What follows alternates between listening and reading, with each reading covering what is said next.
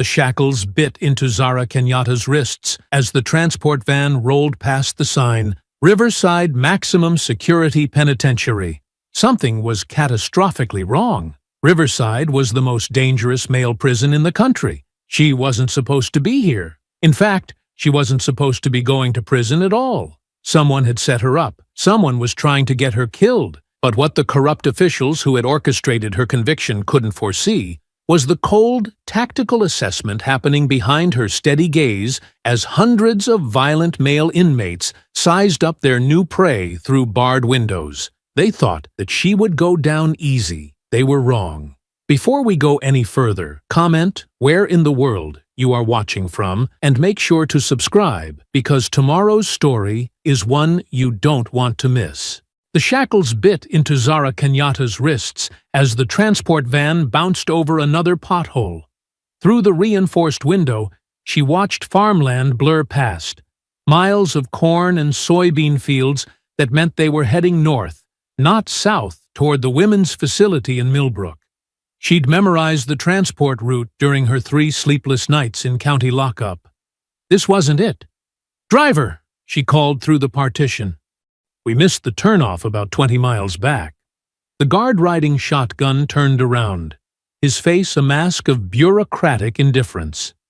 "You'll get where you're going, inmate. Sit back and shut up." Zara pressed her lips together, forcing down the surge of military authority that wanted to bark orders.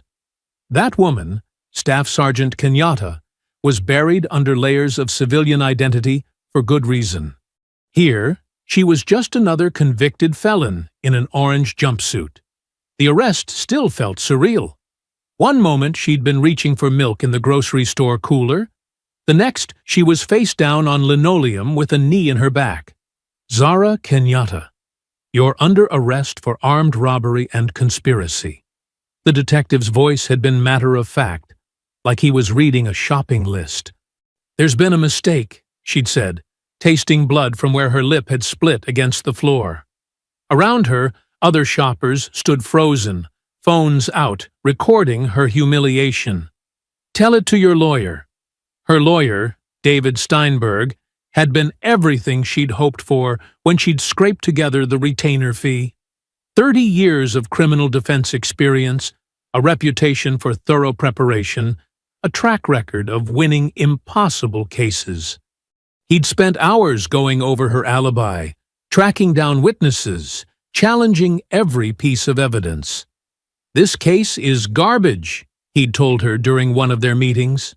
"The timeline doesn't work, the witness identification is questionable at best, and they have no physical evidence linking you to the scene. So why do I feel like I'm fighting uphill?" Steinberg had rubbed his temples, looking older than his 60 years. "Because District Attorney Brennan's running for re-election. He needs high-profile convictions, and bank robbery plays well in the media. He's throwing everything at this case." But even Steinberg's skill couldn't overcome a system that seemed determined to convict her. Key witnesses had been intimidated into changing their stories. Security footage from her actual location that morning had mysteriously disappeared from the coffee shop's servers. The judge had ruled against every motion, dismissed every objection. "I've been practicing law for 3 decades, Steinberg had said after the verdict, his voice hollow with disbelief. "I've never seen anything like this. It's like they had the outcome decided before we walked into that courtroom." Judge Holmes had looked uncomfortable throughout the proceedings, avoiding eye contact when she'd pronounced the sentence. 10 years, minimum security facility. Eligible for parole in 7. Minimum security. That was supposed to mean educational programs, job training, a path back to civilian life. The kind of place where a woman could serve her time without having to fight for survival every day. So why was this transport van heading toward the industrial sprawl visible on the horizon? Why were those guard towers and razor wire coming into view? The van slowed as they approached a checkpoint. Through the front windshield, Zara could see the sign, "Riverside Maximum Security Penitentiary. Authorized personnel only." Her blood went cold. "This is wrong," she said, leaning forward. "I'm supposed to go to Millbrook Women's Correctional." The guard didn't even turn around. "Computer says different." The van rolled through the gates, past guard towers where armed officers tracked their movement. Inside, Zara's mind shifted into tactical assessment mode. A skill drilled into her through countless dangerous operations. High walls, multiple perimeters, maximum security protocols. This was a place designed to hold the most violent criminals in the state. All men. The van stopped in a concrete courtyard surrounded by brick buildings that looked like they'd been built in the 1960s and never updated. Gray, institutional, designed to crush the human spirit. Other inmates in orange jumpsuits moved through the yard in loose groups, their eyes automatically tracking the new arrival. The transport door opened, and a corrections officer appeared.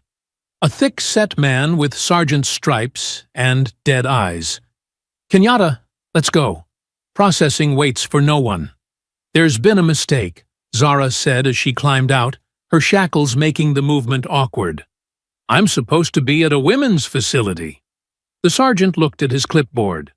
"Says here, you're classified as male housing. Don't know what to tell you. Maybe you can sort it out with the warden after you're processed." "That's impossible. There's been some kind of clerical error." "Lady, I don't make the rules. I just follow the paperwork. And this paperwork says you belong here." As they walked toward the intake building, Zara caught glimpses of inmates watching from barred windows. Some looked curious, others predatory. All of them male. All of them sizing up the new arrival with the calculating stare of men who'd learned to identify weakness and exploit it. 15 years of classified operations had taught her to read dangerous situations. Her instincts, honed by combat deployments and covert missions, were screaming that this was a setup. Someone had gone to considerable trouble to put her in the most dangerous place possible. The question was who and why. But first, she had to survive long enough to find out. The intake process at Riverside felt like being fed through a meat grinder. Strip search, delousing shower, medical examination by a nurse who barely looked up from her clipboard. Through it all, Zara maintained the 1,000-yard stare she'd perfected during military processing, giving nothing away while her mind catalogued every detail. "Any medical conditions we should know about?" the nurse asked, finally making eye contact. "No." "Medications?" "No." "History of violence?" Zara paused for a fraction of a second. 15 years of classified kills, but that wasn't what they were asking about. "No." The intake officer, a wiry man named Rodriguez, seemed genuinely confused as he processed her paperwork. "This is unusual," he muttered, squinting at his computer screen. "Classification says male housing, but—" He looked up at Zara, then back at the screen. "You got some kind of gender identity situation going on?" "I'm a woman. There's been a mistake." Rodriguez shrugged. "Above my pay grade. Warden Kemper will sort it out tomorrow. For now, you're going to Block C, General Population." "General Population?" Zara's voice stayed level, but internally alarms were screaming. "Shouldn't I be in protective custody until this gets resolved?" "Computer says Gen Pop." "Computer's the boss." Across town, Vincent Caruso poured himself 3 fingers of scotch in his downtown office, the city lights twinkling below like stars. The defense contractor had built his empire on government connections and strategic patience, but tonight he allowed himself a moment of satisfaction. His phone buzzed with a text. Package delivered. Perfect. After 3 years of planning, Zara Kenyatta was exactly where he wanted her.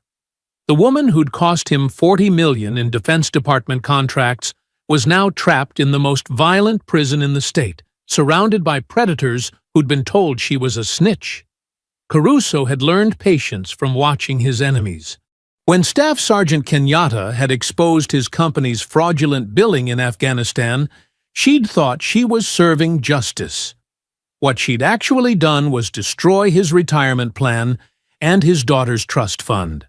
The Pentagon investigation that followed had blacklisted his company from future contracts. But Vincent Caruso was a patient man. He'd waited until she retired, until she was vulnerable. A few phone calls to the right people, some strategic campaign contributions, and suddenly, Zara Kenyatta was facing charges that would stick no matter how innocent she was. The beauty of it was the plausible deniability. If anyone asked, it was just bureaucratic incompetence that had sent her to the wrong facility.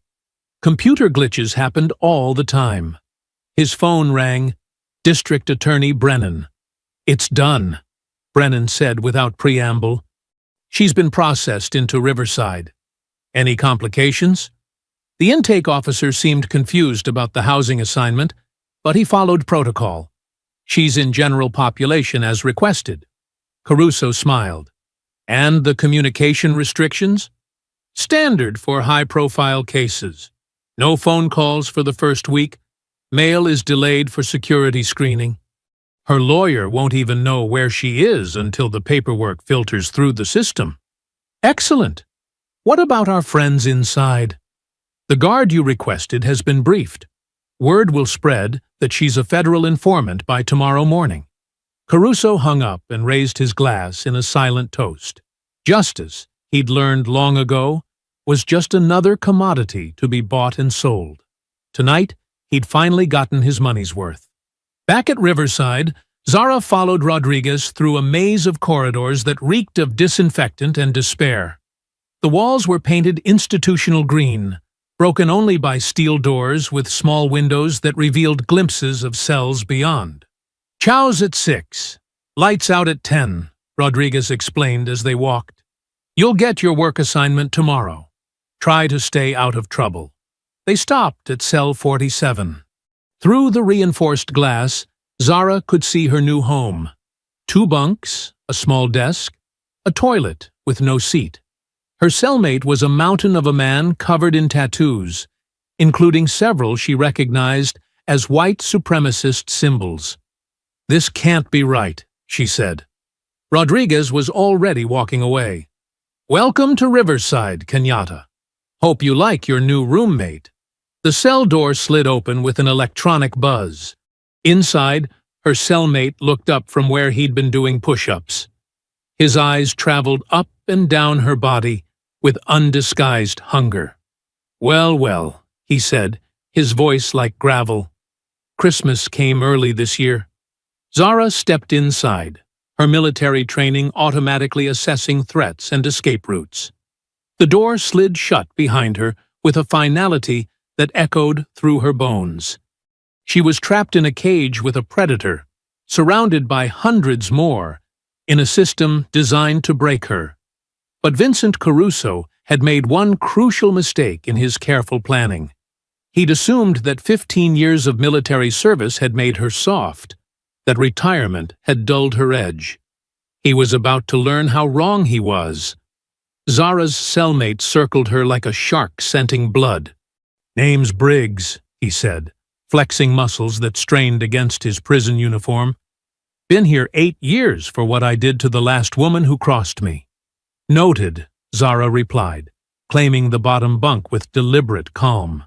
She'd faced down Taliban fighters and cartel assassins. She wouldn't be intimidated by a racist with anger issues. "You got some mouth on you."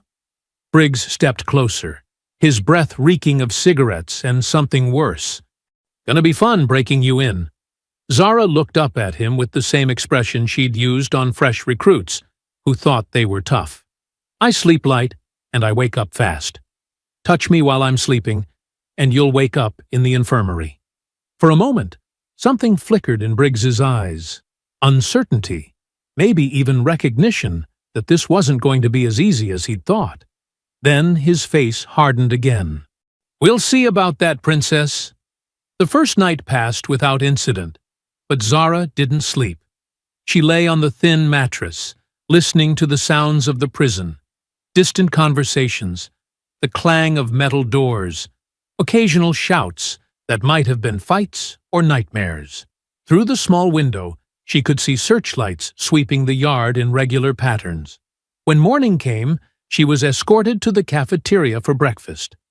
The room fell silent as she entered, hundreds of eyes tracking her movement. She'd experienced hostile environments before, but this was different. These men had nothing to lose, and years of pent-up rage looking for a target. She got her tray, scrambled eggs that looked like rubber, toast that could double as a weapon, and found an empty table. Within minutes, 3 inmates had sat down across from her. The leader was a lean man with prison tattoos covering his neck and hands. "You're the new fish," he said. It wasn't a question. "That's right. Word is, you're some kind of federal snitch. That true?"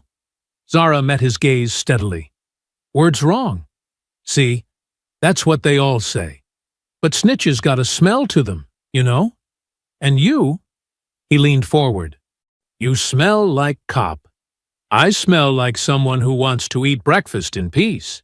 The man laughed, but there was no humor in it. "Peaceful days are over, snitch. Better get used to looking over your shoulder."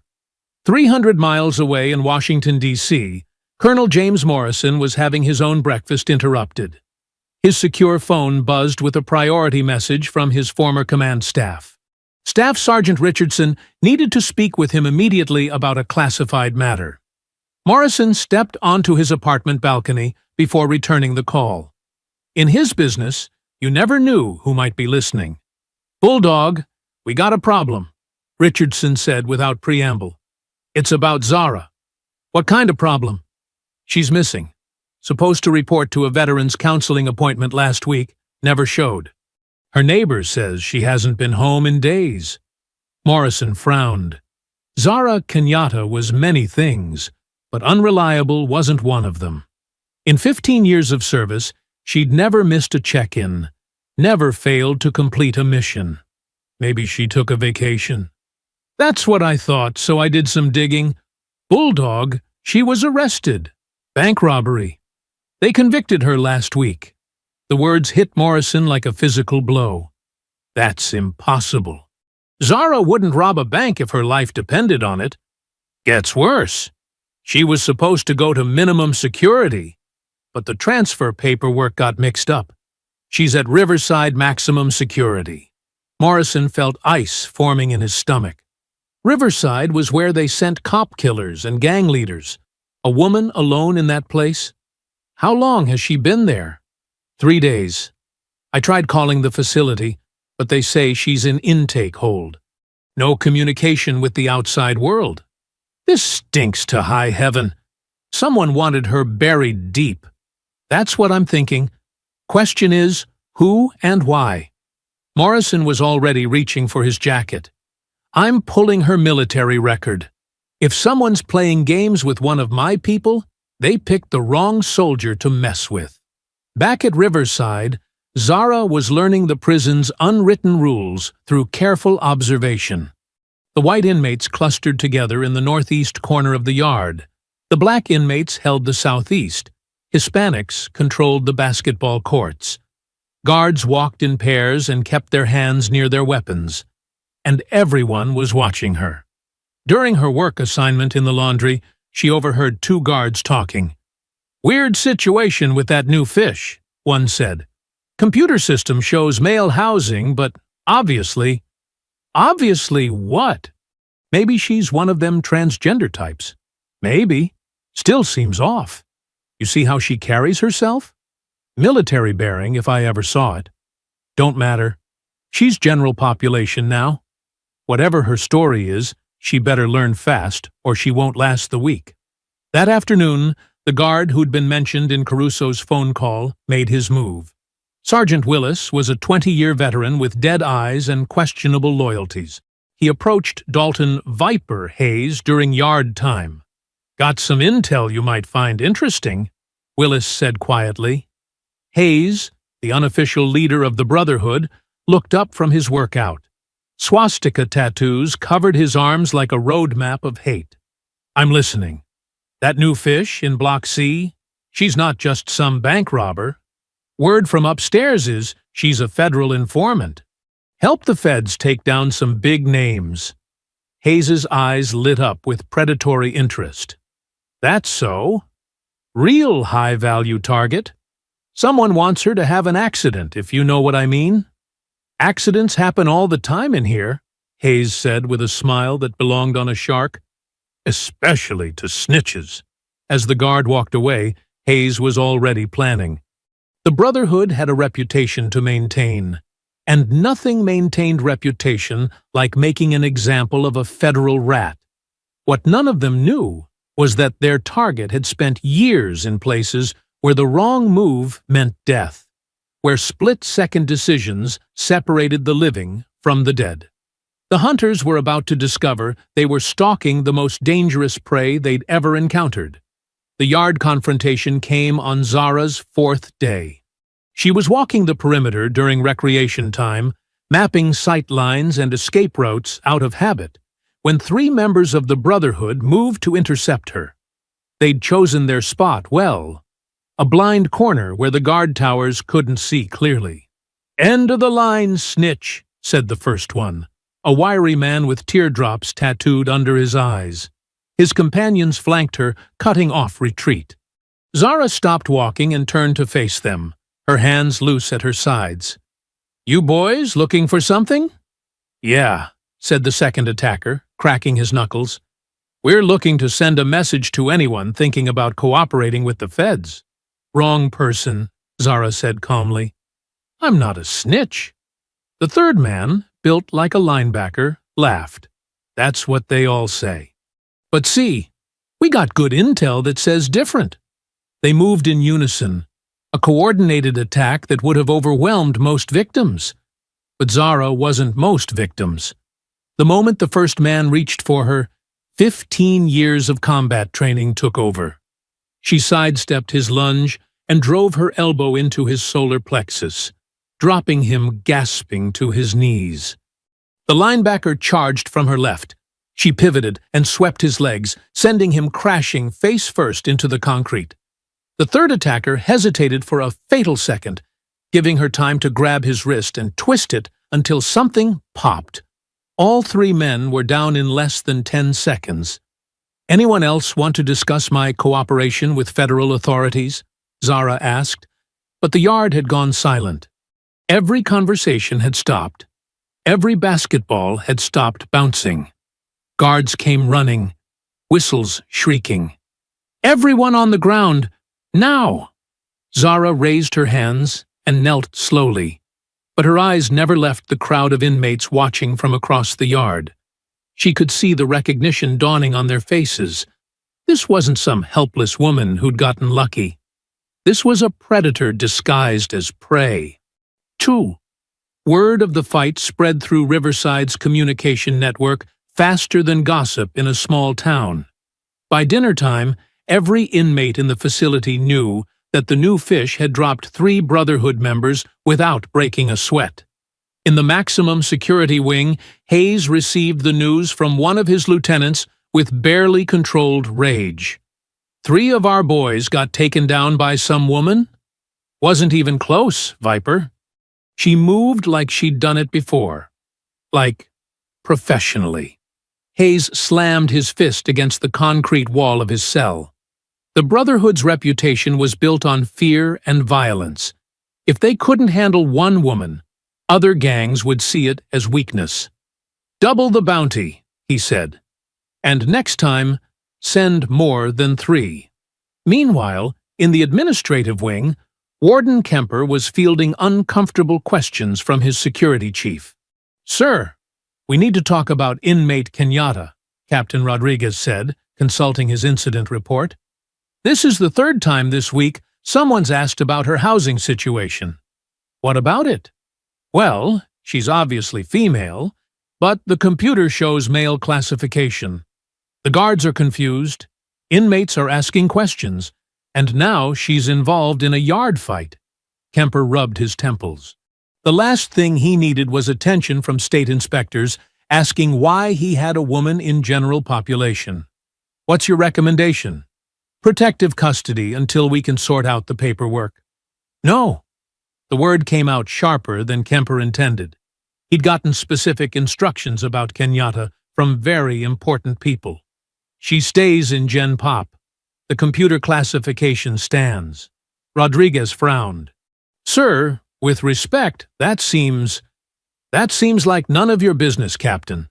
The woman can obviously handle herself. End of discussion. 2 states away, Colonel Morrison was discovering just how deep the rabbit hole went. The Pentagon's personnel office had been helpful until he'd mentioned Zara's name. Suddenly, files were classified, records were sealed, and everyone was too busy to take his calls. It took 3 favors and a direct call to an old friend at the Defense Intelligence Agency to get access to Zara's complete military record. What he found made his blood run cold. Staff Sergeant Zara Kenyatta hadn't just been Delta Force, she'd been one of their most decorated operators. 47 confirmed kills across 3 combat deployments. Expert marksman, hand-to-hand combat instructor, psychological warfare specialist. The kind of soldier who could disappear into hostile territory and emerge weeks later with intelligence that saved lives. But it was her final mission report that made Morrison reach for his secure phone. Operation Clean Sweep, the investigation that had exposed massive contractor fraud in Afghanistan. She'd risked her life to document evidence of systematic corruption, saving taxpayers millions and getting several defense executives prosecuted. One name on that list made his hands shake. Vincent Caruso, CEO of Blackstone Defense Solutions. "Richardson," he said when the call connected. "We need to talk. In person. And we need to call in some favors." "What did you find?" "Proof that someone with serious resources wanted Zara silenced. The question is whether she's still alive to rescue." Zara's new routine at Riverside was built around survival. She woke before dawn, did bodyweight exercises in her cell, and made mental notes of which guards seemed sympathetic versus which ones looked at her like she was prey. The laundry assignment kept her hands busy, but her mind alert. Industrial machinery could be weaponized if necessary. Her reputation from the yard fight had created an invisible perimeter around her during the day. Most inmates gave her space, but she could feel eyes tracking her movement. Predators studying their target, looking for weaknesses. "You're making enemies fast," said Martinez, her work supervisor in the laundry. He was a lifer who'd earned respect through decades of avoiding trouble. Brotherhood's got long memories and short tempers. "Thanks for the warning." Wasn't a warning, was advice. "Maybe you should request protective custody before this gets worse." Zara folded another orange jumpsuit with mechanical precision. "Running away just delays the problem.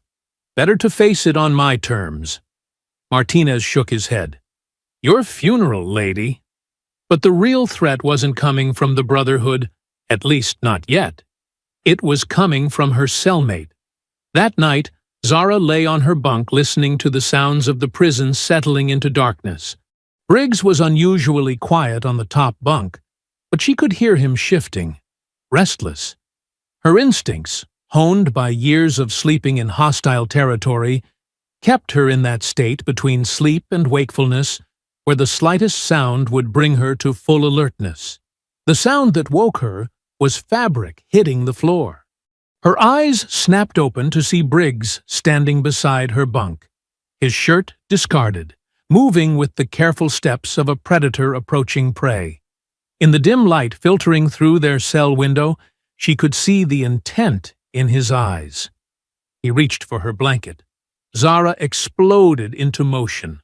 Her knee drove into his solar plexus as she rolled away from his grasping hands. He doubled over, gasping, but recovered faster than she'd expected. Years of prison fights had taught him to absorb punishment. He lunged at her again, trying to pin her against the wall. The cell was too small for extended combat. Every movement was close quarters, desperate. His hands grabbed for her arms, her throat, anywhere he could establish control. Zara twisted away from his grip and drove her elbow into his temple. He staggered but kept coming, desperation making him dangerous. When he grabbed for her again, she caught his wrist and applied pressure to the nerve cluster. His hand went numb, but he swung with his other arm. The blow caught her across the cheek, snapping her head back. But it also triggered 15 years of combat training. She wasn't a victim anymore. She was a soldier under attack. She trapped his arm, used his momentum against him, and drove him face first into the concrete wall. The impact was sickeningly loud. Briggs crumpled to the floor, blood streaming from his broken nose.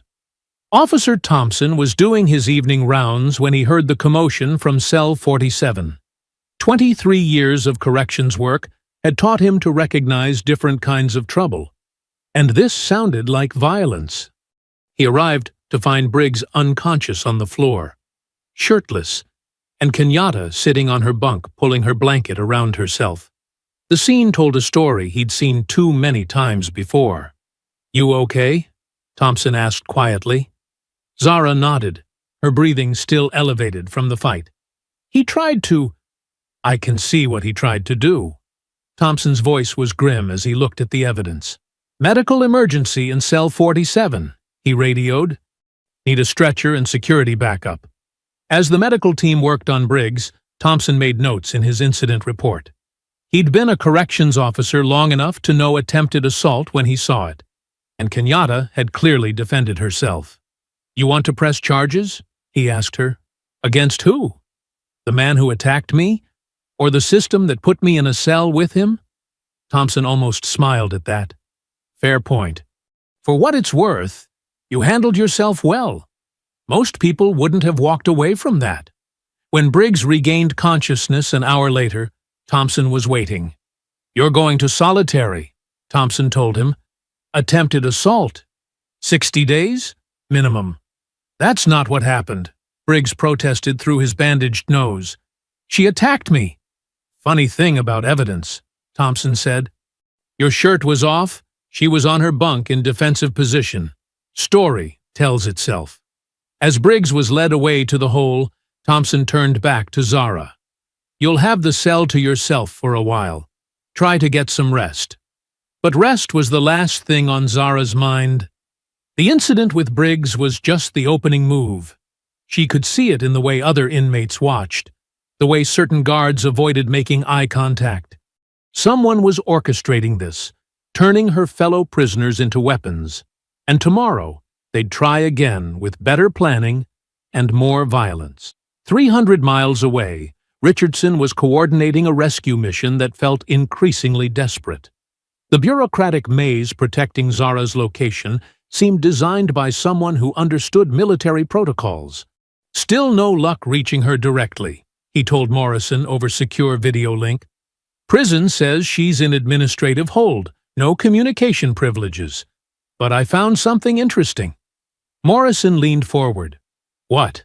"The paperwork trail for her transfer. Someone with high-level access altered her classification codes just hours before transport. Changed her from minimum security female housing to maximum security male housing. Computer hack? No. This was done from inside the Department of Corrections Central Office. Someone with administrative privileges made those changes manually." Morrison felt the pieces clicking together. Caruso's got people everywhere. Defense contracts mean connections throughout government. Gets worse. I tried calling her lawyer, Steinberg. His office says he's been trying to locate her for a week. The dossier keeps telling him she's in transit, but won't say where. They're stonewalling. Someone wants her buried so deep she disappears completely. Richardson's voice turned grim. "Bulldog, if she's really at Riverside in general population, how long do you think she can last?" Morrison thought about the woman he'd trained, the soldier who'd volunteered for the most dangerous assignments without hesitation. Longer than they think, but not forever. We need to move fast. The whispers started on Zara's 6th day at Riverside. She first noticed them during her shift in the laundry. Conversations that stopped abruptly when she entered, inmates exchanging meaningful glances across the workspace. Martinez avoided eye contact, suddenly finding urgent tasks that kept him busy. Something was building. "You hear that?" asked Thompson during evening rounds, pausing outside her cell. Zara looked up from where she sat on her bunk, her muscles still sore from the yard fight 3 days earlier. "Hear what?" "The quiet. Prison's never this quiet, unless something big is coming." He was right. The usual sounds of institutional life, shouting, laughter, arguments through cell walls, had been replaced by an eerie calm, like the moment before a storm when even the birds stop singing. "Any idea what?" Thompson shook his head. "Above my pay grade.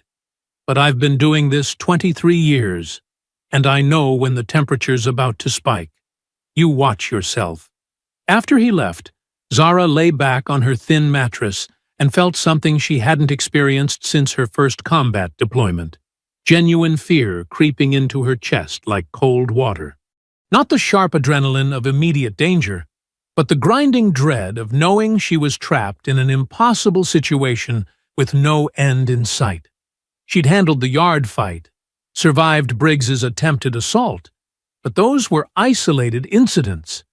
This felt different, systematic, coordinated.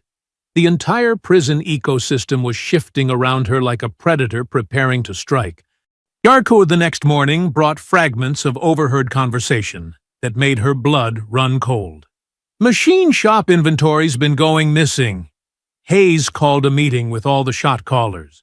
Someone's paying serious money. During breakfast, she noticed the seating arrangements had changed. Brotherhood members were scattered throughout the cafeteria instead of clustered at their usual tables, positioned to watch all exits. Other gangs that normally maintained strict territorial boundaries were sitting together, heads bent in quiet conference. The isolation was crushing. Every face she looked at held potential violence. Every conversation she couldn't hear might be planning her destruction. The cafeteria felt like a coliseum where she was the unwilling entertainment. Martinez finally approached her during the lunch break, his face grave. "They're planning something big," he said quietly, pretending to check her workstation. "Not just Brotherhood anymore. Hayes is reaching out to other factions." Zara felt ice forming in her stomach. "What kind of planning?" "The kind that ends with you in a body bag. Word is, someone on the outside put serious bounty money on your head, enough to unite gangs that normally kill each other on sight." "How much money?" "6 figures. That kind of cash changes everything in here. Makes enemies into allies, turns guards into accomplices. 6 figures. More money than most of these men would see in a lifetime. All for killing one woman." Zara's hands trembled slightly as she processed the implications. "Any timeline?" Martinez glanced around nervously. "Soon. They're organizing something coordinated. Not just a few guys jumping you in the yard. A full-scale operation." That night, alone in her cell with Briggs gone to solitary, Zara found herself staring at the concrete ceiling and contemplating her mortality. For the first time since her arrest, the reality of her situation hit her with crushing force. She was going to die here, not in some dramatic firefight or heroic last stand, but murdered for money by criminals who saw her as nothing more than a payday. Her body would be found in a bathroom or laundry room, another prison statistic that barely made the local news. The psychological weight was devastating. In combat, she'd always known the mission had value, that her sacrifice would serve a purpose. Here, her death would only enrich her killers and satisfy Vincent Caruso's need for revenge. She thought about her small apartment, the quiet Sunday mornings with coffee and newspapers, the simple freedom of choosing what to eat, where to go, whether to speak or remain silent. Liberties she'd never appreciated until they were stripped away. The worst part was the uncertainty. How long could she survive? Days? Weeks? Every moment of peace could be her last. Every sound in the corridor could be footsteps coming to collect the bounty on her head. Her military training had prepared her for many things, but not for this. Being hunted by hundreds of predators in a confined space with no backup, no extraction plan, no hope of rescue. The fear was becoming paralyzing. She could feel it eating away at her discipline, turning her into exactly what her enemies wanted. A victim frozen by terror, easy prey for whoever made the first coordinated move. But alongside the fear, something else was growing. Determination. She might die in this place, but she wouldn't go quietly. If Vincent Caruso wanted her eliminated, his hired killers would have to earn their money. She began mentally cataloging everything that could be used as a weapon, every potential escape route, every guard who seemed sympathetic. If war was coming, she'd meet it on her terms. 300 miles away, Colonel Morrison was working his own kind of desperation. The secure phone calls to Pentagon contacts were yielding fragments of disturbing intelligence about the depth of the conspiracy targeting Zara. The transfer paperwork was altered from inside the Department of Corrections, Richardson reported over encrypted video link. Someone with high-level access changed her classification manually, just hours before transport. How high-level? Assistant director or above? This isn't some low-level clerk making a mistake. This was deliberate sabotage by someone with serious authority. Morrison felt the pieces clicking together into a picture that made his blood run cold. They're not just trying to silence her. They're trying to make her disappear completely. And if she dies in that place, it'll look like prison violence. Case closed, no federal investigation. How long before we can get federal marshals involved?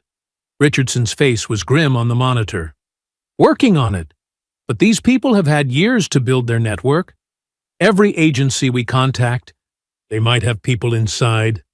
The call ended with both men understanding the terrible arithmetic of their situation. Federal bureaucracy moved slowly, corruption moved fast, and somewhere in that concrete fortress, Zara Kenyatta was running out of time. The bathroom situation had become desperate. For 8 days, Zara had avoided using the communal facilities, relying on the small sink in her cell and rationing water to minimize her needs. But basic human biology couldn't be ignored forever, and the lack of proper hygiene was becoming unbearable. She'd been watching the patterns, timing her movements for when the bathrooms were least occupied. Early morning, during the shift change, seemed safest, but as she approached the washroom near Block C, every instinct screamed danger. The corridor was too quiet. In a facility housing over 1,000 men, silence meant trouble. She almost turned back, but her body's needs overrode tactical judgment. Just a quick trip, she told herself. Get in, get out, stay alert. The bathroom appeared empty when she entered. 3 stalls, a row of sinks, fluorescent lights humming overhead. She moved quickly toward the nearest stall, but the door slammed shut behind her with a metallic clang. 6 men stepped out from where they'd been hiding. Behind the door, in the stalls, pressed against the walls. Brotherhood members, but also others she didn't recognize. The bounty had created strange alliances. Well, well, said their leader, the scarred man from the yard. There's our payday. They spread out, blocking every exit, moving with coordinated precision. Their eyes held predatory hunger mixed with calculated greed.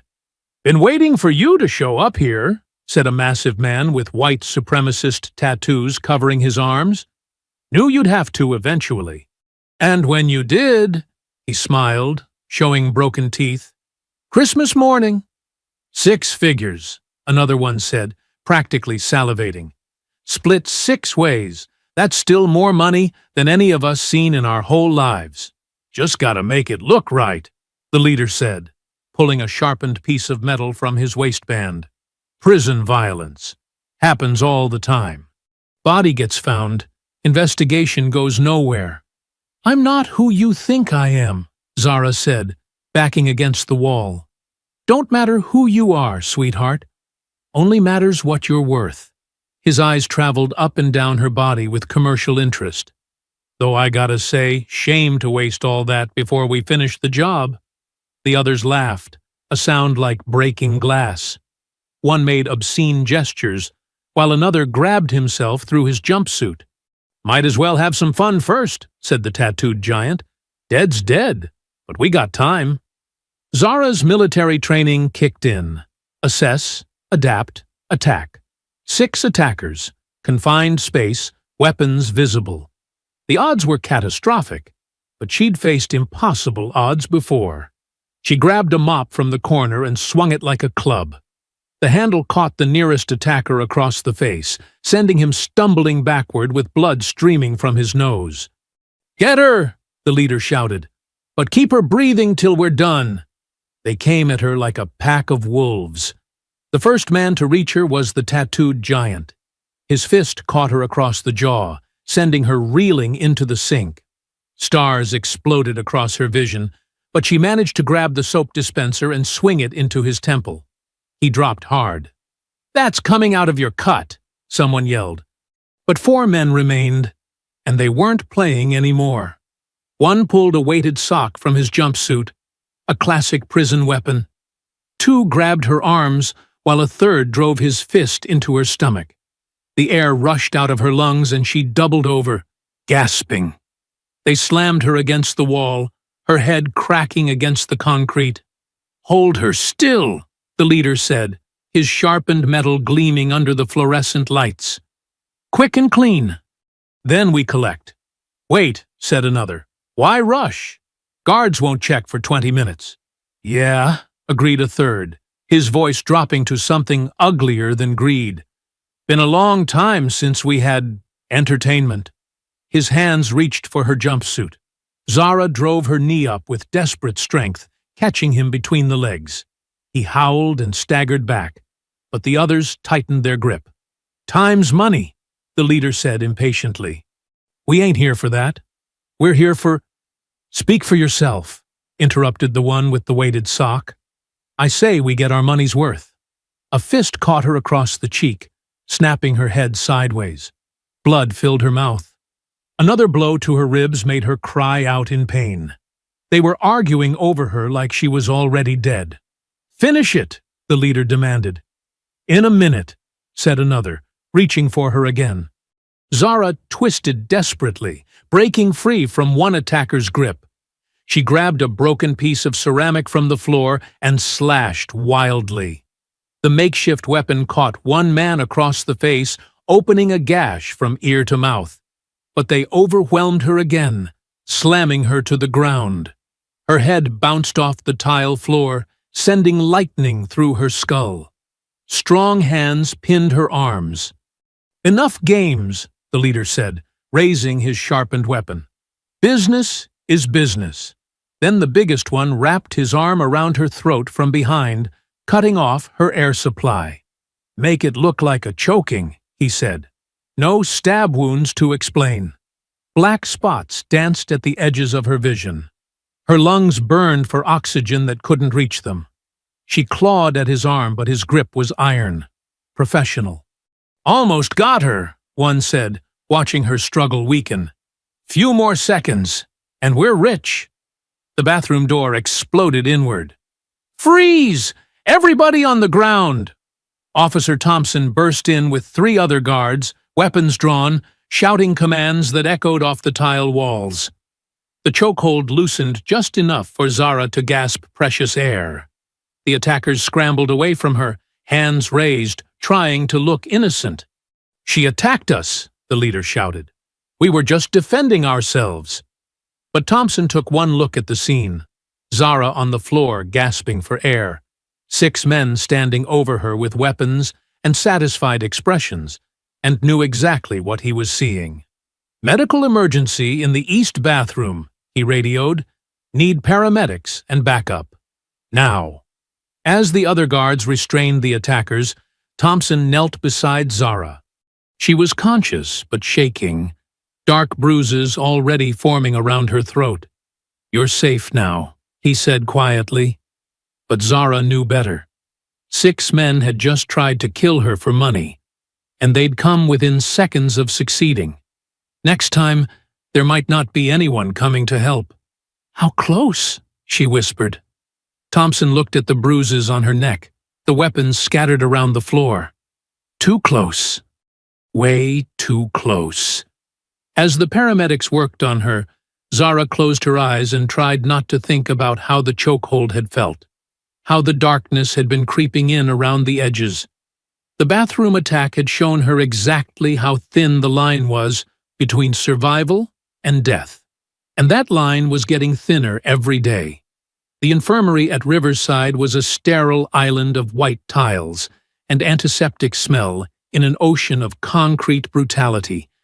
Zara lay on the examination table while a nurse named Patterson cleaned the cuts on her face with practiced efficiency. "Nasty bruising around the throat," Patterson murmured, photographing each injury for the medical record. "You're lucky they didn't crush your windpipe." Lucky! Zara almost laughed at the word. Lucky would have been never ending up in this place. This was borrowed time, nothing more. Officer Thompson stood in the doorway, his face grim as he reviewed the incident report. 6 attackers, improvised weapons, clear premeditation. This wasn't random prison violence. "No," Zara agreed, her voice hoarse from the chokehold. "It was business." "The bounty?" She nodded. Thompson had proven himself trustworthy. One of the few guards who seemed to see her as a human being rather than a problem to be managed. "Listen," Thompson said, glancing around to make sure they weren't overheard. "I'm recommending you for protective custody. Solitary confinement for your own safety. It's not pleasant, but it's better than being dead. Will Warden Kemper approve it?" Thompson's hesitation told her everything. "I'm going to make the case. What happened today proves you can't survive in general population much longer." An hour later, Thompson was standing in Warden Kemper's office, the incident report clutched in his hands like evidence of institutional failure. "Sir, we need to discuss inmate Kenyatta's housing situation," Thompson began. Kemper didn't look up from his computer screen. "What about it?" 6 men just tried to murder her in a bathroom. This is the 2nd major assault this week. She needs protective custody immediately. Protective custody is for inmates who can't handle general population. Seems to me Kenyatta handles herself just fine. Thompson couldn't believe what he was hearing. "Sir, with respect, she nearly died today. If my patrol hadn't been 30 seconds earlier, but it was. And she's alive. Problem solved. Problem not solved. There's clearly a coordinated effort to eliminate her. Someone's put serious money on her head, and inmates are organizing." Finally, Kemper looked up, his eyes cold and calculating. "Officer Thompson, are you questioning my judgment about housing assignments in my own facility?" The threat in his voice was unmistakable. Thompson had 23 years on the job, 2 kids in college, a pension he couldn't afford to lose. But he also had a conscience. "I'm questioning why we're keeping a woman in general population when it's clearly a death sentence. The computer classification system assigned her to male housing based on her official records. I don't make the rules, I follow them. We both know that's garbage, sir. Someone manually altered those records. The question is why you're not fixing it." Kemper stood up slowly, his face flushing red. "That's enough. Officer Thompson, you're officially warned that any further insubordination regarding this matter will result in suspension pending review. Kenyatta stays in general population. End of discussion." Thompson left the office knowing he'd just signed his own career death warrant, but at least he'd tried. Meanwhile, word of the bathroom assault was spreading through Riverside's inmate communication network with the speed of wildfire. But instead of the intended intimidation, something unexpected was happening. 6 guys to take down 1 woman. Martinez said during evening chow, his voice carrying just far enough for nearby tables to hear. And she still fought them off. Brotherhood's looking weak, agreed another lifer. Used to be 3 of them could handle anybody. Now they need half a dozen just to corner a female. In the maximum security wing, Hayes was discovering that failed assassination attempts came with hidden costs. His lieutenant brought him the bad news during dinner. Word's spreading that we can't handle one target, the lieutenant said. Other gangs are starting to ask questions about our capabilities. Hayes slammed his fist on the metal table. Then we increase the pressure. Double the number of men next time. That's gonna be a problem.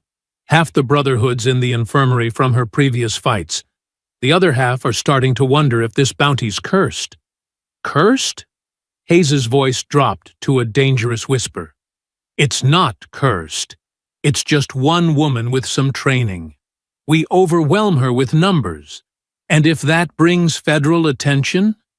If too many bodies pile up and investigators start asking questions. Hayes hadn't considered that angle. Prison violence was expected, but mass casualties would trigger outside scrutiny. The kind that could expose the financial arrangements keeping him comfortable. Then we get creative. Make it look like an accident. 3 states away, Colonel Morrison was making progress on his own front, but not fast enough to help Zara immediately. His secure phone buzzed with an update from Richardson. I've got good news and bad news, Richardson reported. Good news is, I've identified the Pentagon contact who helped arrange Zara's frame-up. Deputy Assistant Secretary Martin Webb, currently on Caruso's payroll as a consultant. And the bad news? Webb's covering his tracks fast. Documents are disappearing, witnesses are getting transferred to overseas postings, and the evidence trail is going cold. Morrison felt time slipping away like sand through his fingers. How long before we can get federal marshals to extract her? Working on it. But these people have had years to build their network. Every agency we contact might have compromised personnel. Then we go around them. Military channels, Special Operations Command. That'll work.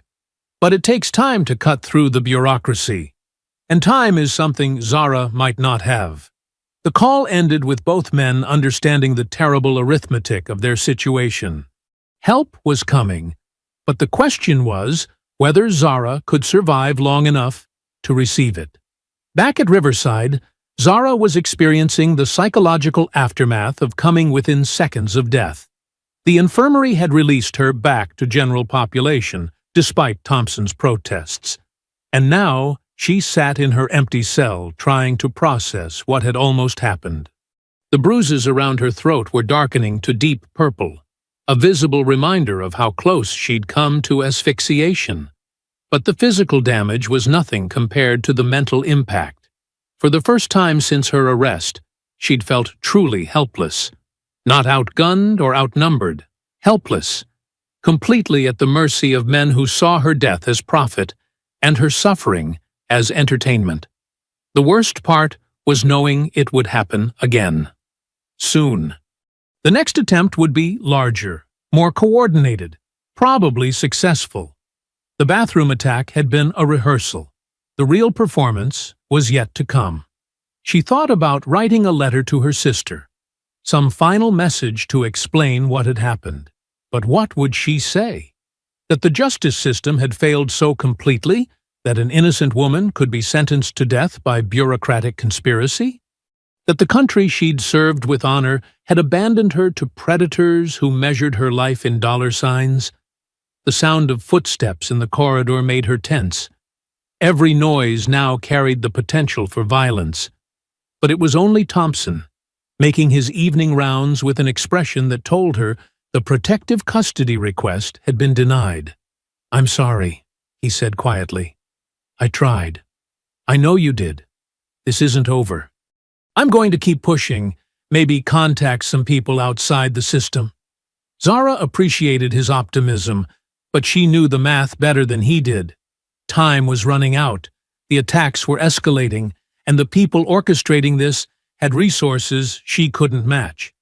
The next attempt might succeed, and if it did, she'd die not as a soldier serving her country, but as a victim of corruption too deep to fight. But until that moment came, she'd keep fighting.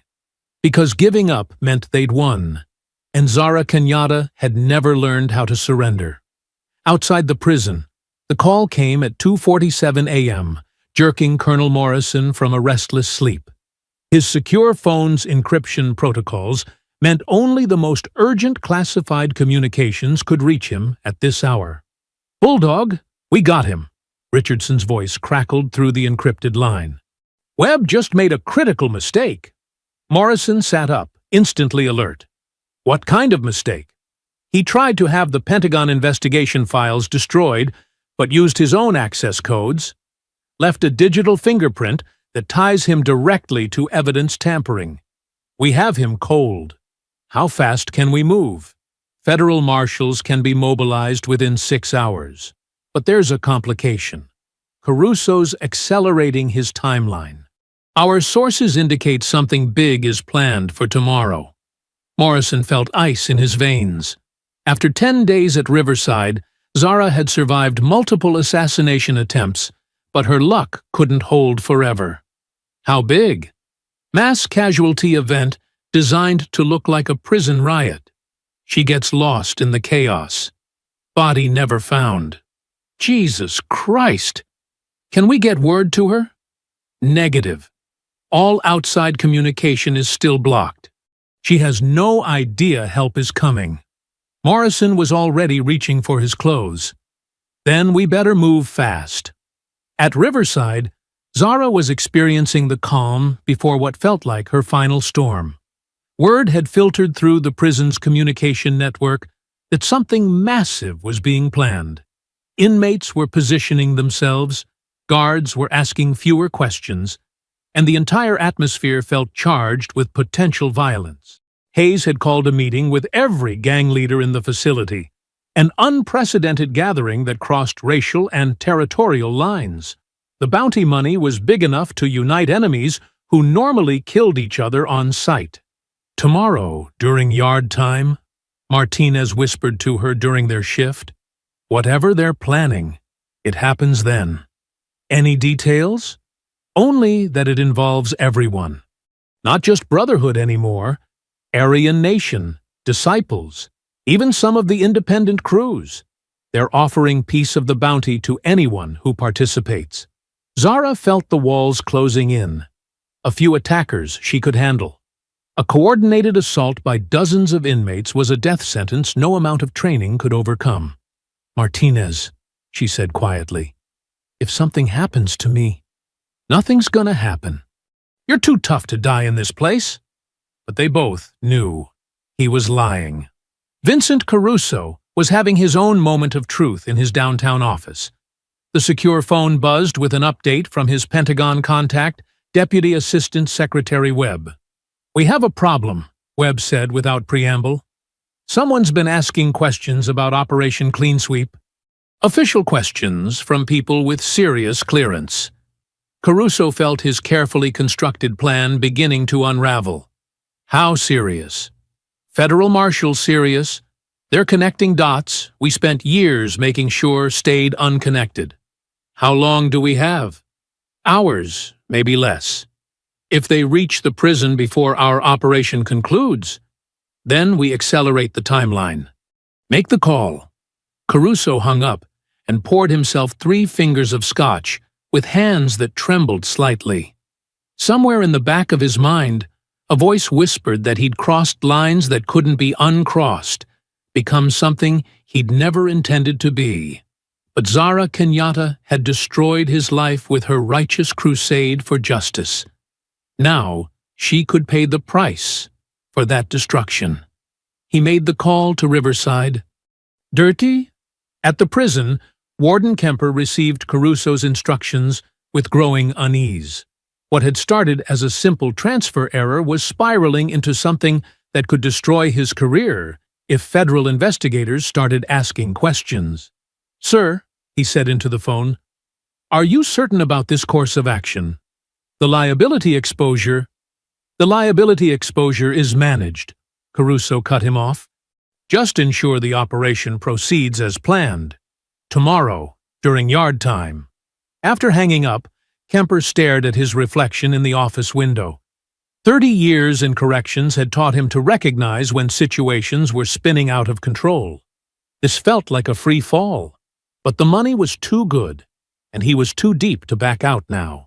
He made the call to the guard captain, authorizing the training exercise that would leave certain areas of the prison understaffed during the critical window. That evening, Zara lay on her bunk staring at the ceiling and trying to accept that tomorrow might be her last day alive. The bruises around her throat had faded to yellow-green, but she could still feel phantom hands crushing her windpipe. The mathematical reality was inescapable. Dozens of attackers, coordinated assault, no backup coming. Even with all her training, there were limits to what one person could survive. She thought about her nephew's birthday party next month, which she'd never attend. About her sister Maya, who still didn't know she'd been arrested. About all the conversations she'd never have, and the sunsets she'd never see. Most of all, she thought about Vincent Caruso, sitting in his comfortable office, believing that money could buy anything, including the death of an inconvenient witness. She hoped someone would eventually make him pay for what he'd done. The sound of footsteps in the corridor broke her reverie. Officer Thompson appeared at her cell, his face grim. "Heads up," he said quietly. "Something's happening tomorrow." Big transfer of guards to other sections. Skeleton crew left on yard duty. Classic setup for maximum chaos. How many attackers? Intelligence suggests most of the prison. Hayes has been making deals all week. Promises of bounty money for anyone who participates. Zara nodded, unsurprised. Any word on protective custody? Thompson's silence was answer enough. "Thompson," she said, "when this is over, make sure people know what really happened here. Don't let them bury the truth with my body. You're not going to die tomorrow." We both know that's not true. Thompson wanted to argue, but the math was undeniable. Instead, he did something he'd never done before. He slipped her a small device through the cell bars. "Emergency beacon," he whispered. "If things go bad, press the button. Might not save you, but at least there'll be a record." As he walked away, Zara held the device and wondered if anyone would ever hear her final transmission. Tomorrow, she would face an army of killers with nothing but her training and the slim hope that dying with dignity was still possible in a place designed to strip away human worth. But at least she would face it on her feet, fighting to the end. The night stretched ahead, possibly her last, and Zara Kenyatta prepared to meet her fate. Dawn broke gray and cold over Riverside maximum security, the kind of overcast morning that felt like an omen. Zara had slept in 20-minute intervals, her body trained to rest, while her mind stayed alert for threats. The emergency beacon Thompson had given her lay hidden in her mattress, a last resort she hoped never to use. The breakfast shift felt different. Guards walked with nervous energy. Inmates moved in unusual patterns, and conversations died when she passed. The entire prison ecosystem was holding its breath. "Today's the day," Martinez said, as they worked side by side in the laundry. His voice was steady, but his hands shook slightly as he folded jumpsuits. "Word is they're calling it Operation Cleanup." "Subtle," Zara replied, checking the clock on the wall. Yard time started in 2 hours. 2 hours before a coordinated group tried to kill her for money. "I talked to some of the older lifers," Martinez continued. "Guys who remember when the Brotherhood first took control of this place. They said they ain't never seen organization like this. Hayes got the best fighters from every major gang." "How many?" 15, maybe 20 inmates, all carrying improvised weapons, all with the same target.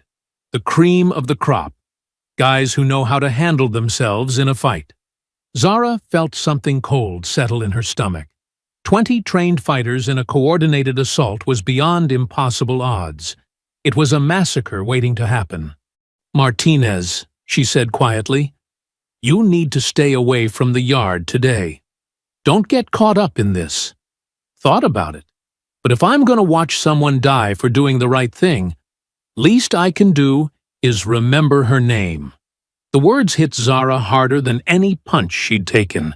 For 10 days, she'd felt completely alone in this concrete hell. Knowing that one person would witness her last stand, would remember that she'd died fighting, meant more than she could express. "Thanks," was all she managed. 300 miles away, Colonel Morrison was coordinating the most important mission of his career from the back of a speeding SUV. Federal marshals, Pentagon investigators, and state police were converging on Riverside from multiple directions, but time was running out. "ETA to the prison?" Morrison asked the driver. 90 minutes, sir." "How long until yard time starts?" 2 hours. Morrison did the math and felt his blood pressure spike. They'd arrive with 30 minutes to spare, if traffic cooperated, if there were no mechanical problems, if bureaucracy moved at light speed for once in its existence. "Richardson, what's our legal status for extraction?" "Federal warrant signed 20 minutes ago," Richardson's voice crackled through the radio. "We have full authority to remove Kenyatta from state custody pending investigation of constitutional violations. And if the warden resists, then we arrest the warden too." Morrison allowed himself a moment of satisfaction. After 10 days of watching one of his best soldiers fight for her life, justice was finally mobilizing. The question was whether they'd reach her in time. At Riverside, Warden Kemper was discovering that orchestrating a murder came with unexpected psychological costs. He sat in his office staring at security monitors that showed select inmates moving through the facility with predatory purpose, all heading toward the same objective. His secretary knocked on the door. "Sir, there's been a development. Federal marshals are requesting permission to enter the facility." Kemper felt ice in his veins. "When?" "They're at the main gate now. Something about extracting a prisoner for federal investigation." The timing was catastrophically bad. In 30 minutes, Zara Kenyatta would walk into the yard where 20 of the prison's most dangerous inmates waited to kill her. If federal agents reached her first— "Stall them," Kemper ordered. "Bureaucratic delays, lost paperwork, whatever it takes." "Sir, they have federal warrants." "I don't care if they have presidential orders. Buy me 30 minutes. As his secretary left to delay the inevitable, Kemper reached for his phone to call Caruso. This operation was spinning out of control, and someone needed to make a decision about how far they were willing to go. Suter in the maximum security wing, Hayes was giving his final briefing to his hand-picked strike team. 20 men sat in the meeting room, the most skilled fighters from every major gang, united by the promise of substantial bounty money. "Yard time starts in 1 hour, Hayes announced. "Target will be escorted to the recreation area as usual. Once she's inside the fence, all exits get blocked." "What about guards?" asked Marcus Blade Williams from the Disciples. "Skeleton crew today. Most of them have been transferred to other duties for a training exercise. The few remaining know to look the other way." "And if federal heat comes down after?" Hayes smiled coldly. "Prison fight gone wrong. Happens all the time. Target got caught in the crossfire. Tragic accident. Case closed." The assembled fighters nodded agreement. 20 inmates armed with shanks, weighted socks, and improvised clubs would converge on one woman. Even with her training, the numbers were overwhelming. But what none of them knew was that their target had spent 15 years in places where the wrong decision meant death, where split-second reactions separated the living from the dead. They were about to discover that some prey fought back harder than expected. Back in her cell, Zara was making final preparations for what felt like her last battle. She'd fashioned weapons from available materials: a sharpened toothbrush handle, metal strips torn from her mattress frame, cleaning chemicals that could blind attackers. The arsenal was pathetic compared to what she'd face, but it was better than nothing. She thought about the emergency beacon hidden in her mattress. Thompson had risked his career to give her that lifeline. If things went bad, when things went bad, she'd at least leave a record of what had really happened. The sound of approaching footsteps made her look up. Officer Thompson appeared at her cell, his face grave. "Time for yard detail," he said, but his eyes held a message. "This is it." "Any last-minute changes to the schedule?" she asked, hoping against hope. "Negative. Full yard time, standard recreation period." Zara nodded and stood up. Her legs felt steady despite everything. 15 years of military service had taught her how to function under extreme stress. "Thompson," she said as they walked toward the yard, "whatever happens out there, you tried to do the right thing. Don't let anyone tell you different. You're not going to die today." "Maybe not, but if I do, make sure my sister knows I was thinking about her." They reached the entrance to the yard. Through the reinforced glass, Zara could see inmates scattered across the recreation area in seemingly random patterns, but her trained eye recognized the deployment. Blocking positions, weapon concealment points, coordinated fields of fire. 20 killers waiting for one target. The door slid open with an electronic buzz. Beyond it lay concrete and razor wire, gray sky, and waiting death. Zara Kenyatta took a deep breath and stepped into what might be her final battlefield. Behind her, Thompson watched with growing dread as the door sealed shut. In his pocket, his radio crackled with an urgent message about federal agents at the main gate. Help was coming. But it might be 30 minutes too late. The yard at Riverside felt like a coliseum as Zara stepped onto the concrete. Gray sky pressed down like a lid, and the air hummed with anticipation. 20 inmates were scattered across the recreation area in seemingly casual positions, but her military eye recognized the tactical deployment immediately. Hayes stood near the basketball court, his scarred face wearing a satisfied smile. "Welcome to your retirement party, sweetheart." The first attack came within seconds. 2 Brotherhood members rushed her from opposite sides, a classic pincer movement designed to overwhelm through coordination. But they were thinking like street fighters, not soldiers. Zara sidestepped the first attacker's lunge and drove her elbow into his temple as he passed. The impact dropped him like a stone.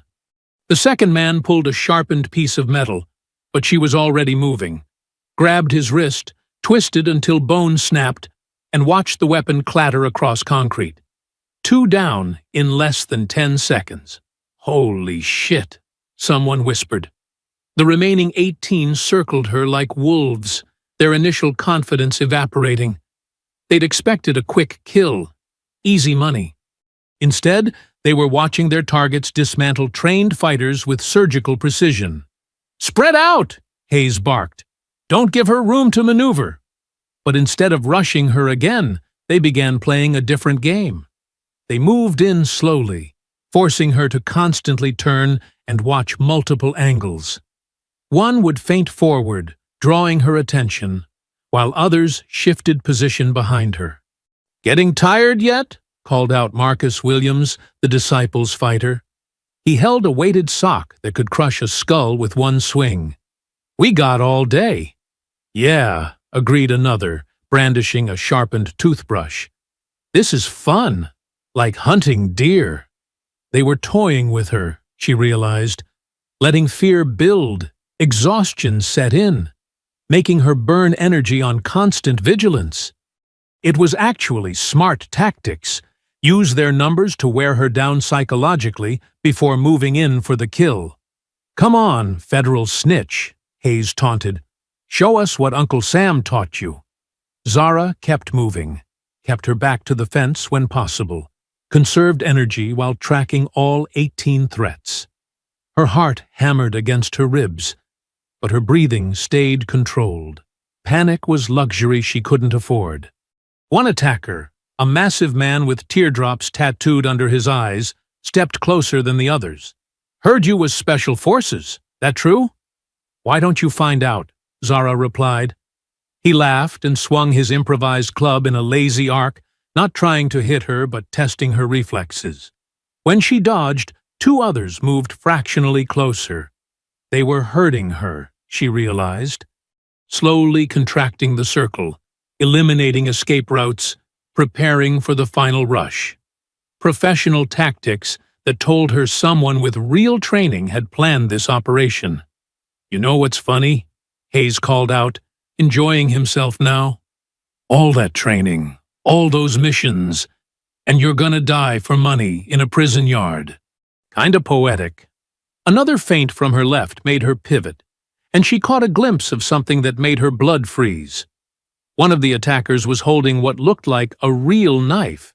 Not a sharpened piece of metal, but an actual blade that had no business being in a maximum security prison. "Where'd you get that?" she asked. "Friends in high places," the knife wielder replied. "Someone really wants you dead." The circle tightened another step. 18 men, multiple weapons, nowhere to run. Even with all her training, the math was becoming impossible. At the main gate, federal marshals were discovering that bureaucracy could be weaponized as effectively as any gun. The guard at the checkpoint had been unable to locate their paperwork for 20 minutes, despite having federal warrants thrust in his face repeatedly. "Sir, I understand your urgency," the guard said with practiced bureaucratic calm. "But prison security protocols require—" "Move aside," Colonel Morrison ordered, stepping forward with military authority that could cut through red tape. "We're coming through with or without your cooperation." "Sir, I cannot allow unauthorized—" Morrison pulled out his Pentagon identification and held it 6 inches from the guard's face. "I am Colonel James Morrison, United States Army Special Operations Command. The woman you're holding is one of my soldiers, and she's in immediate danger. You will open that gate now, or I will have you arrested for obstruction of justice." The guard's resolve crumbled. "Yes, sir. Right away, sir." As the federal convoy rolled through the gates, Morrison checked his watch. Yard time had started 15 minutes ago. They were racing against mathematics that didn't favor survival. Back in the yard, the psychological warfare was working. Zara could feel exhaustion creeping into her muscles, fear eating at her concentration. The attackers kept moving, kept talking, kept her spinning like a cornered animal. "Getting scared?" asked one. "Heart beating fast?" "Wondering if today's the day?" added another. She was, and they knew it. For the first time since her arrest, genuine terror was overriding her training. Not the clean fear of combat, but the paralyzing dread of knowing she was about to die badly. "Tell you what," Hayes said, his voice carrying across the yard. "You got 2 choices, easy way or hard way. Easy way, you kneel down, close your eyes, and we make it quick. Hard way." He gestured to his men. "We take our time." "How about option 3? Zara said, though her voice sounded hollow. "What's option 3? You all go to hell." Hayes laughed, genuinely amused. "I like her spirit, boys." "Shame to waste it." The circle contracted again. 12 feet between her and death. Then 10. Then 8. She was out of time, out of options, out of miracles. The attackers raised their weapons, no longer playing games. This was it. The moment she'd been dreading for 10 days. 20 men about to tear her apart for money, while guards looked the other way. Zara Kenyatta had faced impossible odds before, but never like this. Never completely alone, never without backup, never with the absolute certainty that no help was coming. She reached for the emergency beacon in her pocket, hoping someone would eventually hear her final transmission. But before she could activate it, the sound of approaching vehicles cut through the yard like salvation itself. Federal marshals, Pentagon investigators, and state police were storming through the prison gates with the authority to extract her from this concrete hell. The question was whether they'd reach her before 20 killers finished what Vincent Caruso had started. The circle of attackers tightened to 6 feet. Zara could see the hunger in their eyes, the anticipation of easy money mixed with bloodlust. Hayes raised his hand, preparing to give the final signal. "Any last words, federal snitch?" Zara gripped the emergency beacon, her thumb hovering over the activation button. If she was going to die, at least there would be a record of what really happened here. "Yeah," she said, meeting Hayes's gaze. "Go." The crack of gunfire split the air like thunder. Every man in the yard froze as the sound echoed off concrete walls. Warning shots fired into the sky, but the message was unmistakable. The shots came again, 3 sharp reports that made seasoned killers duck instinctively. "Federal agents! Everyone on the ground now!" The voice boomed across the yard through a megaphone, carrying the authority of the United States government. Through the chain-link fence, Zara could see black SUVs disgorging armed federal marshals in tactical gear. "What the hell?" Hayes spun toward the commotion, his carefully planned execution suddenly complicated by outside interference. "Hands where we can see them! Now!" More gunshots rang out, deliberate warning shots that made even the most hardened inmates reconsider their life choices. The circle around Zara began to waver as men looked between the easy target in front of them and the federal agents storming the facility. "Federal marshals!" shouted Marcus Williams. "Man, I ain't getting shot over no bounty money." He dropped his weighted sock and backed away, hands raised. 2 others followed his lead, then 3 more. The perfect coordination of the attack was crumbling under the weight of self-preservation. "Hold the line!" Hayes screamed. "They can't shoot us all!" But his authority was evaporating. Half his men were already backing away from Zara, unwilling to risk federal bullets for gang loyalty. The mathematics of the situation had shifted dramatically, from 20 against 1 to maybe 8 diehards against federal agents with automatic weapons. "Inmate Kenyatta, stay where you are! Help is coming!" The voice belonged to Colonel Morrison, though Zara couldn't see him through the chaos. Hearing her former commanding officer's voice was like receiving absolution. Someone who mattered knew she was innocent, knew she didn't belong here. "You hear that?" she called to Hayes. "Game's over." But Hayes was too deep to back down now. His reputation, his power, his entire identity within the prison hierarchy depended on completing this kill. Federal agents or not, he couldn't afford to look weak. "Take her down!" he roared at his remaining men. "Now, before they get through the gates." 8 men rushed her simultaneously, the last of the true believers, the ones whose loyalty to Hayes outweighed their fear of federal consequences. But the gunshots had shattered their coordination, turned their methodical attack into desperate chaos. Zara used their desperation against them. When the first attacker reached her, she grabbed his arm and used his momentum to throw him into 2 others. They went down in a tangle of limbs and improvised weapons. A sharpened piece of metal whistled past her ear as she ducked and rolled. The man wielding it overextended, giving her the opening to drive her knee into his ribs. The crack of breaking bone was audible even over the shouting from the gates. "Federal agents approaching the yard!" "All inmates, cease hostile activity!" More warning shots cracked through the air. Through the fence, Zara could see armed marshals cutting through security barriers with industrial tools. They'd be in the yard within minutes, but minutes were eternity in close combat. Hayes himself came at her with a real knife, the blade that had no business being in a maximum security prison.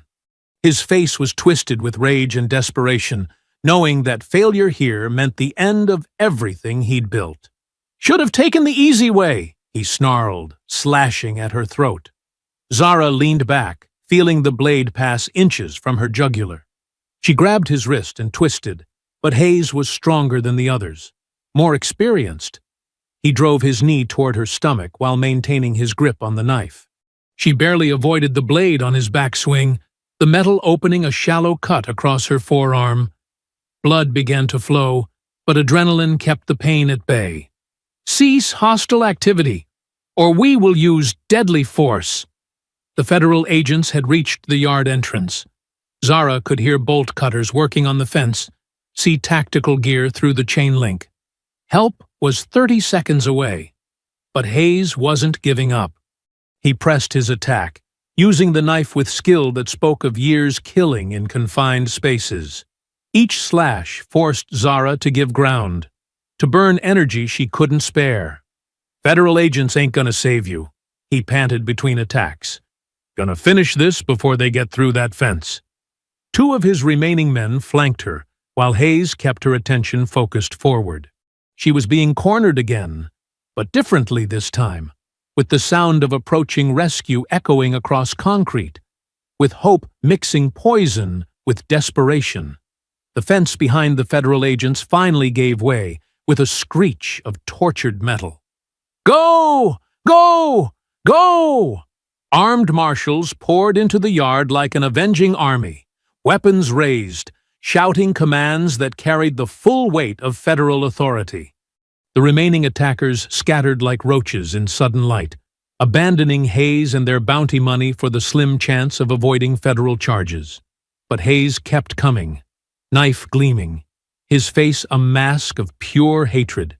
He'd rather die fighting than live with the humiliation of failure.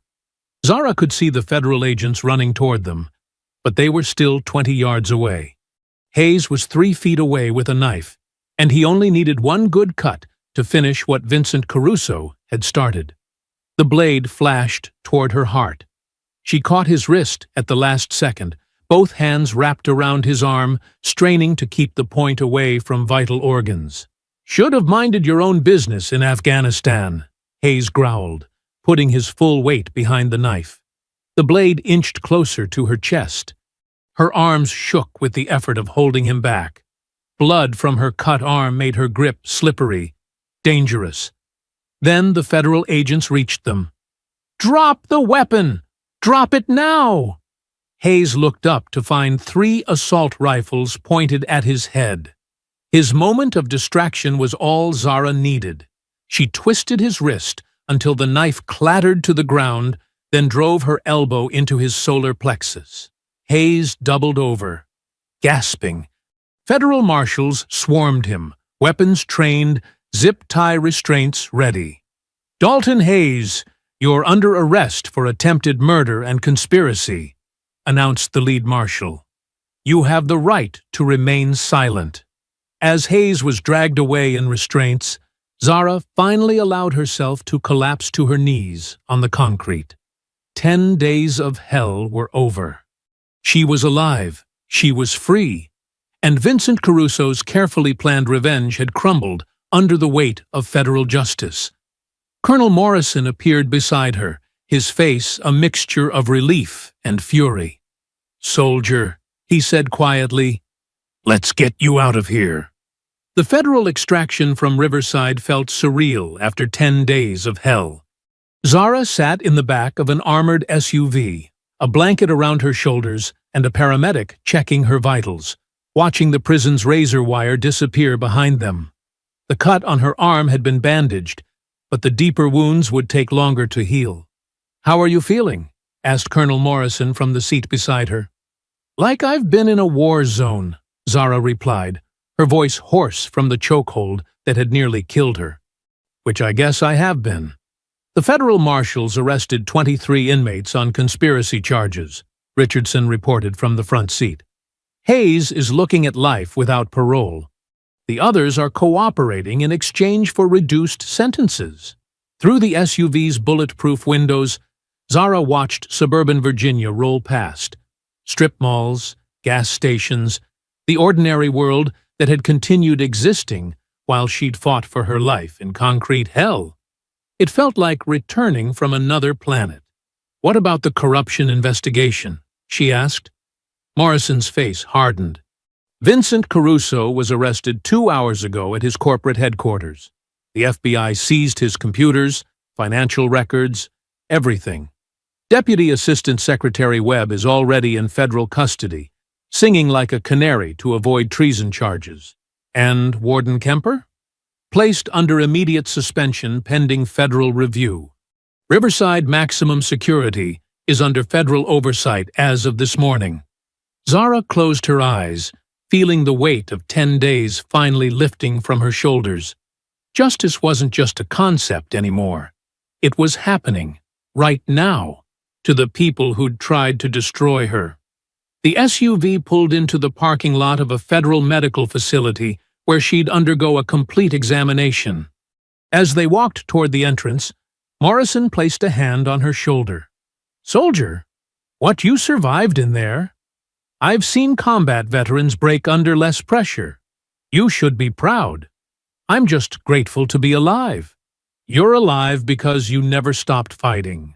That's what made the difference." Inside the medical facility, Zara submitted to hours of tests, photographs, and documentation. Every bruise was catalogued, every cut measured, every trauma recorded for the federal case building against her attackers. The clinical process helped her begin separating from the animal survival mode that had kept her alive. Dr. Sarah Chen, the facility's chief psychiatrist, conducted the psychological evaluation with gentle professionalism. "What you experienced was extreme trauma," she explained. "It's normal to feel disconnected, hypervigilant, angry. These reactions don't make you weak. They make you human. How long before I feel normal again? There's no timeline for healing. But I can tell you that survivors who channel their experience into purpose often find the strongest recovery paths." That evening, Zara sat in a secure hotel room, her first privacy in 10 days, and called her sister Maya for the first time since her arrest. "Zara? Oh my God, where have you been?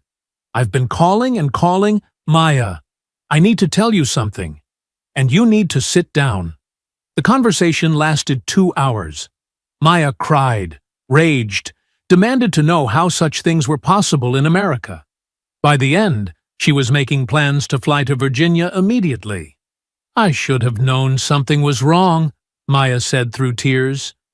"You would never just disappear without telling me. You couldn't have known. No one could have predicted this. But I'm your sister. I should have." "Maya, listen to me. What happened wasn't anyone's fault except the people who orchestrated it.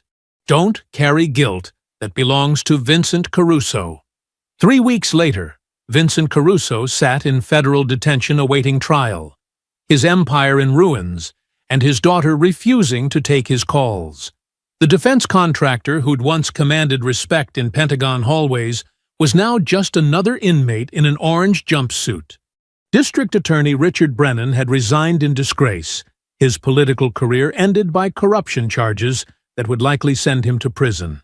The election he'd been so desperate to win was now academic. His name had been removed from the ballot entirely. Judge Patricia Holmes faced federal investigation for her role in the conspiracy, though early indications suggested she'd been coerced rather than complicit. The investigation would determine whether her judicial career survived. At Riverside Maximum Security, a new warden implemented sweeping reforms under federal oversight. Officer Thompson had been promoted to assistant warden, his integrity during the crisis earning recognition rather than punishment. The facility's classification system underwent complete overhaul to prevent future errors like Zara's. Hayes and his remaining followers faced additional federal charges that would keep them in isolation for decades. The bounty system that had turned the prison into a hunting ground was dismantled, its financial backers facing their own prosecutions. Sakiki. 6 months later, Zara Kenyatta stood at the podium in the Hart Senate office building, facing a packed committee room and television cameras that would broadcast her testimony across the nation. The burgundy suit felt strange after weeks of orange jumpsuits, but the confidence in her voice was unmistakable. "Senator Williams, the corruption I witnessed goes far beyond one defense contractor seeking revenge," she said, her words carrying the weight of someone who'd survived hell to speak truth. "This was a systematic abuse of our justice system, turning courts and prisons into weapons against inconvenient witnesses." Senator Williams leaned forward, his expression grave. "Ms.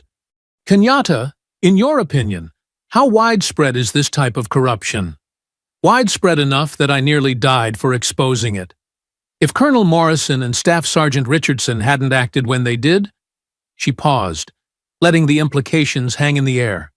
"Vincent Caruso would have succeeded in silencing me permanently." In the gallery, Morrison watched with pride as his former soldier delivered testimony that was dismantling decades of carefully constructed corruption. Beside him, Richardson took notes for the Pentagon's own investigation into compromised personnel. After the hearing, Zara walked through the corridors of power with a different perspective than she'd had as a soldier. Power could corrupt, but it could also serve justice when guided by people of conscience. That evening, Zara stood in the backyard of her sister Maya's house in suburban Virginia, watching her nephew's birthday party wind down. Children ran across the grass while adults cleaned up paper plates and deflated balloons, the mundane domestic scene more beautiful than any sunset she'd witnessed overseas. "Aunt Zara," her nephew called out, running up with chocolate cake smeared across his face. "Will you tell us another story about the Army?" "Maybe tomorrow, buddy. Tonight's for celebrating." Maya approached with a knowing smile. "He's been asking about your stories every day since you got back. I think you've got a new mission, inspiring the next generation." "The next generation doesn't need to learn about war," Zara replied. "They need to learn about justice, about doing what's right, even when it's hard." "Is that what you're planning to do? With the training center?" Zara nodded. The settlement from her federal lawsuit against the Department of Corrections had provided enough funding to establish something unprecedented, a facility that trained survivors of institutional violence in self-defense, while providing legal advocacy for others trapped in similar situations. "First class starts next month," she said. 15 women who've been failed by the system but refuse to stay victims. "And the name?" Zara smiled, watching her nephew chase fireflies in the gathering dusk. "The Kenyatta Institute for Justice and Resilience. Has a nice ring to it, don't you think?" Maya hugged her sister, both women understanding how close they'd come to losing each other forever. "I think it's perfect." As darkness settled over the suburban neighborhood, Zara felt something she hadn't experienced in years: peace. Not the temporary quiet between missions, but the deep satisfaction of knowing her skills would now serve protection, rather than destruction. Vincent Caruso had tried to bury her in concrete and corruption, but instead, he'd forged something stronger.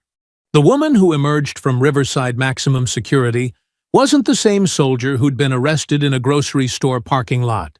She was something new, a warrior for justice who understood that the most important battles weren't fought with weapons, but with truth. Her phone buzzed with a text from Colonel Morrison.